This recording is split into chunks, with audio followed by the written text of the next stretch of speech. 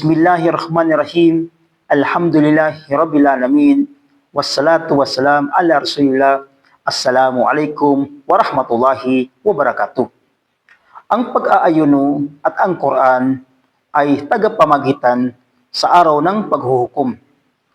Ayon kay Abdullah bin Umar, kalugdan nawa siya ng Allah na nagsasabi, katotohanan na sinabi ang sugo ng Allah na si Propeta Muhammad sallallahu alaihi wasallam, ang pag-aayuno at ang Quran ay kapwa tagapamagitan sa alipin ng Allah sa araw ng muling pagkabuhay.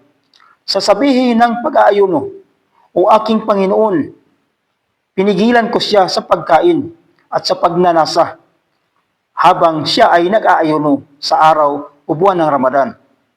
Naway iligtas mo siya sa pamamagitan ko. At sasabihin naman ng Quran, pinigilan ko siya sa pagtulog.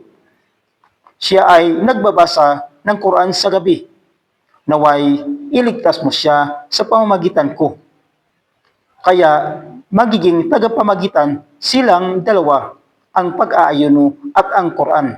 Wa akhiru da'wana anil hamdulillahi rabbil alamin. Assalamualaikum warahmatullahi wabarakatuh.